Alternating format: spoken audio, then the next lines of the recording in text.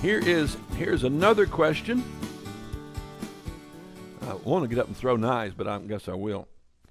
I throw knives and tomahawks throughout the day. Just I'll study a little while, and I come down, and my wife hears thump, thump, thump, and every once in a while, cling. That's when one bounces and hits the floor, but not very often.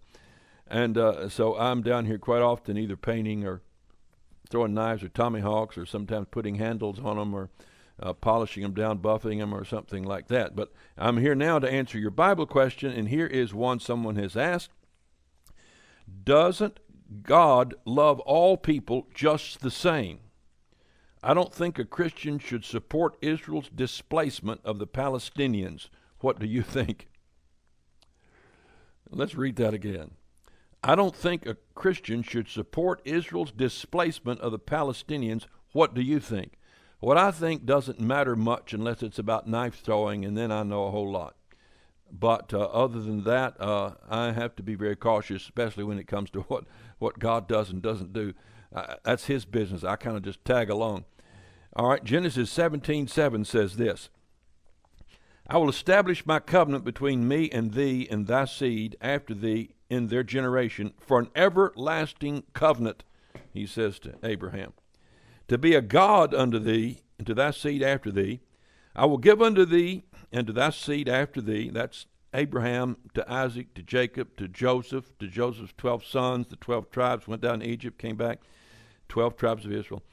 I will give unto thee, thy seed and thy seed after thee, the land wherein thou art a stranger, all the land of Canaan. The land of Canaan had many nations, nation states in it, for an everlasting possession. An everlasting possession. You know, I've seen situations where someone would die and leave a piece of land to their posterity in perpetuity. They couldn't sell it. And I know a piece of land like that got so many folks they didn't know who owned it. I mean, it's just like hundreds of people. And so God says, I'm going to give this land, this piece of land, which goes from the Mediterranean up in, taking a little bit of all of Lebanon, a little bit of southern Turkey, over into Syria, and down close to the Euphrates River, down to Kuwait, and then across over to the river of Egypt. And so it gets a little bit of northern Egypt. So all of that land, all of Jordan, Lebanon, God said, I'm going to give it to my people forever. So God's the one, he's the registrar. He's got these books he keeps. So if you were to go into God's little deeds office, like we got one here in town, and say, let me see, this plat of land right here, who does this belong to? And God said, I don't even need to look at that. That belongs to my people, Israel. I gave it to them for an everlasting possession.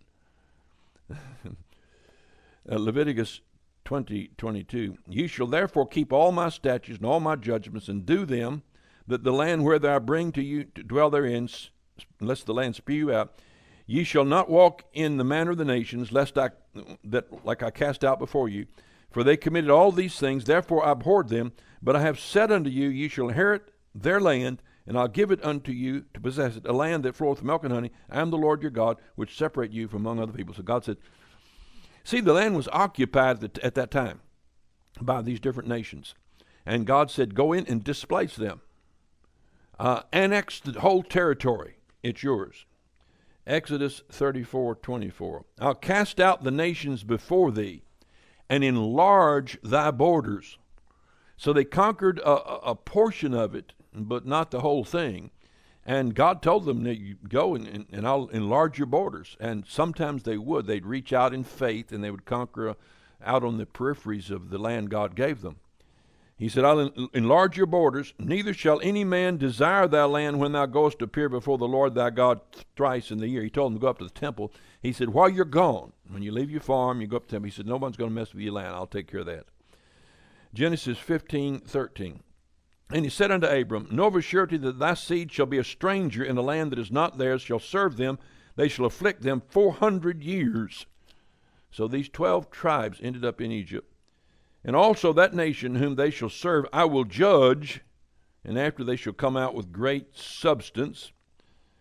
And then he talks about blessing them, what he'll do to bless them. Now, Numbers 24:1, and we're going to skip that one. Deuteronomy 4:26, you can read it for yourself.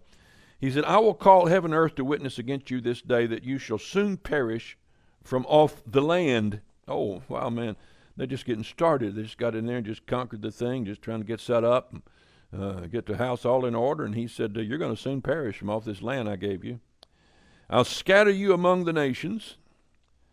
And he said, you shall serve other gods, the work of men's hands, wood, stone, which neither see nor hear nor smell. But if thou from thence, where I scatter you to Germany, France, Spain, Portugal, Italy, Russia, South America, Australia, New York, L.A., I'm going to scatter you.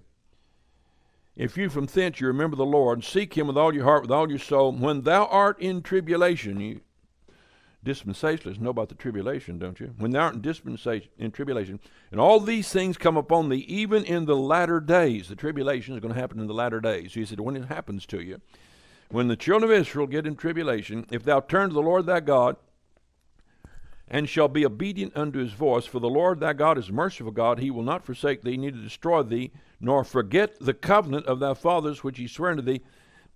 Out of heaven he made thee to hear his voice, that he might instruct thee. So he said, I'm not going to forget the covenant that you're going to inherit the land. There are many, many Old Testament passages that God promises emphatically to the children of Israel, who at the time he's making the promise are in Babylon or Assyria, scattered, prisoners and captive. He said, I'm going to bring you back to the land. I'm going to restore you to the former glory and more. And he said, nothing's going to change that. Now, Deuteronomy chapter 30, he said, it'll come to pass when these things come upon thee, the blessings and the cursings and so forth, that the Lord thy God will turn thy captivity and have compassion on thee, and will return and gather thee from all the nations. Going to gather them and bring them back from all these nations where they were, in Poland and France and Germany, where the Lord thy God hath scattered thee. If any of thine be driven out unto the uttermost parts of heaven, way off in Australia, from thence will the Lord thy God gather thee, and from thence will he fetch thee, and the Lord thy God will bring thee into the land which thy fathers possessed. That's now called Palestine. You know where the word Palestine comes from? It comes from the word Philistine, P-H-I-L, Philistine, P-H-I-L-I-S-T-I-N-E, Philistine, Palestine. It was the unbelieving Calvinist Arians who named it that, and didn't want to call it by the believing name of Israel. Historically, it was not called that, but they revived that in the last days. The land of the Philistines is what that word means. And yet God says there'll be no more Philistines in the land. So there's a prophecy that won't be, God kill them all off. And by the way, they're all dead. There are no living Philistines anymore. They have perished from off the face of the earth, which is confirmed by DNA test as well. The Lord thy God will make thee plenteous in every work of thine hand, in the fruit of thy body, and will rejoice over thee for good. And he says, I denounce unto you this day, the prophet said, and Moses, you shall surely perish. You shall not prolong your days upon the land. And he said, I call heaven and earth to record this day against you, the prophet says, that I have set before you life and death, blessings and cursings. Therefore choose life, that both thou and thy seed may live. Thou mayest love the Lord thy God, and so forth, and that I'll give you the land which I swear unto Abraham, to Isaac, to Jacob, to give to them. So, finally, this is in 1 Samuel 7, 23 and 24. And that one nation in the earth is like thy people. And what one nation in the earth is like thy people? Even like Israel, whom God went to redeem for a people to himself, to make him a name, and to do you a great things and terrible for thy land before thy people, which thou redeemest to thee from Egypt, from the nations of their gods. For he has confirmed to thyself the people of Israel to be a people unto thee forever, for thou, O Lord, art become their God. So they're going to inherit the land. 1947, the prophecy began to be fulfilled.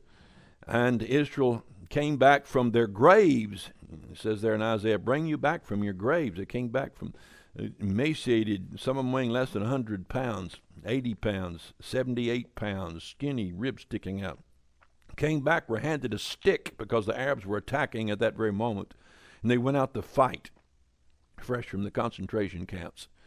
And there is a series on now called Miracles in Israel, and it's on Netflix, and it goes into the historical events in the last 75 years. As God has one miracle after another, Israel has fought wars outnumbered 20-1, outgunned, larger landmass, attacked from 3 different sides at the same time by multiple nations, and yet supernaturally things have happened, and God has redeemed them and saved them, delivered them time and time again. And he will continue to. Not that they won't suffer some loss. That's very possible because they have not yet repented, but the time is coming when they will.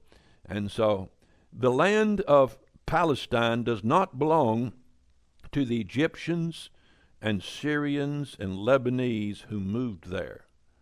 It belongs to the people God gave it to, which is the nation of Israel. And so just as God commanded them to displace the people years ago, they should now displace all the people in Palestine and take that land for theirs.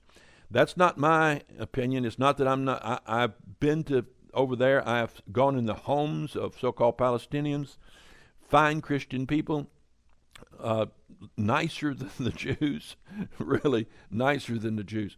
I've sat down with them, I've eaten, had them cook special meals for me. I've eaten with them, and I'd love to have them for neighbors. Great people, but they're living on somebody else's land. If somebody moves onto your land, a homeless person, they're really nice, and they decide they're going to live in your living room, and you have a deed to your property, you may have compassion on them, but you are going to say, I need you to leave this property. It's mine. This is for me and my family. We have the deed to this property. And you might go out of your way to provide something else for them. But in the end, it's your land. God gave it to his people forever. And one day, Jesus Christ is going to come back and wipe out the Mosque of Omar, the Dome of the Rock, and set the temple up right there on that spot. And all the nations of the earth are going to come there to worship. And if they don't, he said, he'll withhold rain from them in a judgment. And so that's the Bible answer to your question. That's all.